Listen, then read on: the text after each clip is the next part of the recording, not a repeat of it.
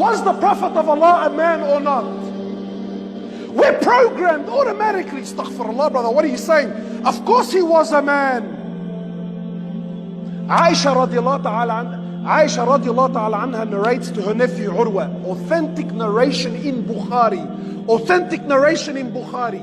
She's telling her nephew, I hope the sisters are listening, I hope the brothers are listening. She's telling her nephew, after the death of the Prophet sallallahu alaihi wasallam, she was telling her nephew Urwa, she's telling him, oh my nephew, we used to see the full moon, then the full moon, then the full moon, 2 consecutive months, and not a single flame, meaning no boiling and no cooking of any sort would be done in any of the 9 houses of Rasulullah for 2 consecutive months.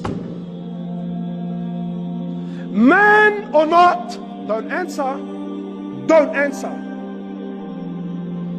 By the standards that we live in, 9 houses, 9 wives, no cooking, no boiling for 2 consecutive months. Is he a man or not? Ooh, what a dilemma we're in right now, eh? What a dilemma we're in. Because we say something, yet we believe another.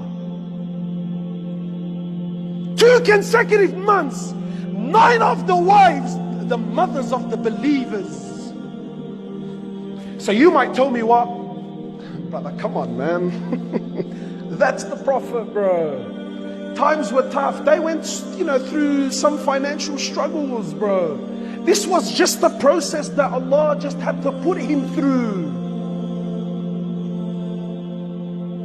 The Prophet was sitting with Jibreel one day. Please, stay with me, bro. Stay with me. The Prophet was sitting with Jibreel alayhi salam. And the heavens shook to the point where Jibreel was in a state of shock. And the Prophet is looking at Jibreel and then looking at the sky, and he's thinking, what is going on? Jibreel, stay with me, man. Stay with me. What's happening? Imagine Jibreel, 600 wings, 600 wings. Each wing would cover the distance between the east and the west. 600.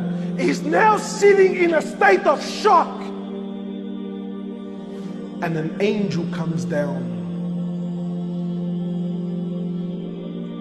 Jibreel says to him, to the Prophet ﷺ, he says, this angel has never come onto this dunya ever before.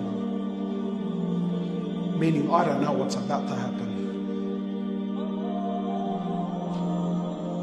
The angel comes and stands in front of the Prophet of Allah. Are you with me or are you tired? And says to him, O Prophet of Allah, Allah is asking, do you wish to be a king or do you wish to be a slave?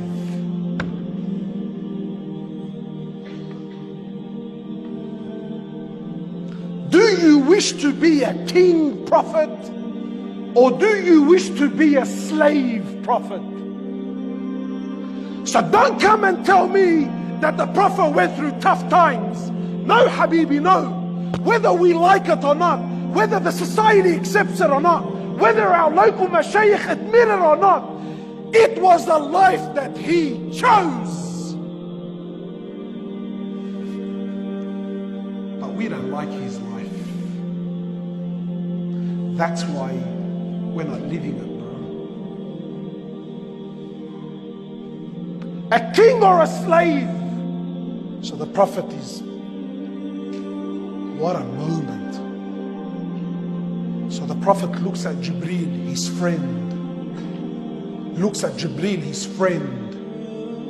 And he's like, bro, help me out here, man. This is big. So Jibreel indicates, choose the slave. Choose the slave. He chose the slave. On his deathbed, we've exhausted ourselves. We've exhausted ourselves. Brother, wallah, grown men will come to me and tell me, brother, my son has brought us great shame to the family. Great shame. He's humiliated me. I'm embarrassed to say he's my son in front of people. So I'm thinking, Allahu Akbar, bro, what did he do? What did he do? Did he commit zina, yani? Has he had a child out of wedlock? What's this great shame, uncle? Tell me. Brother, he's 35 years old. He still hasn't bought a house yet, man.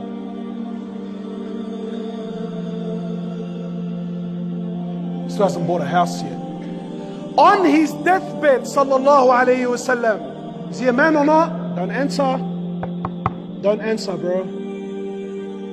On his deathbed, in and out of consciousness, he's at his last breath now. His wife Aisha radiallahu ta'ala anha walks in. She was 18 years old at the time. 18 years old. 9 wives. She was the youngest, 18. When he dies, no one is allowed to remarry them. Allah calls them Ummahat al-Mu'mineen, the mothers of the believers, meaning they're haram on every man after him. In a society where the man was everything, in a society where the man was the breadwinner, now this young 18-year-old is watching her husband die, and they have absolutely nothing. So on his last breath, he says to Aisha, how much money do I have?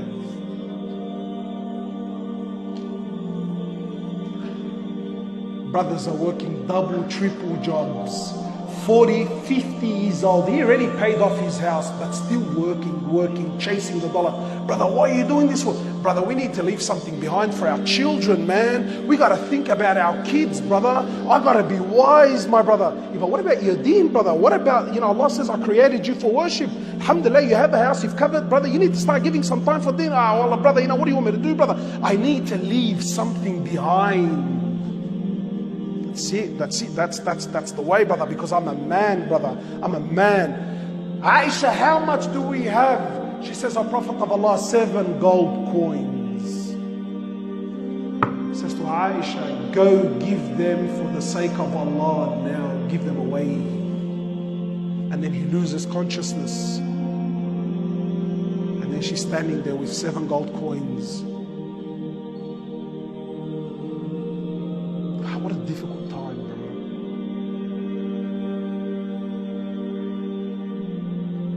And then he wakes up again and says, Aisha, what did you do with the money? She says, O Prophet of Allah, I held on to it. He says to Aisha, do you want me to die and stand in front of Allah while I still own something from this world?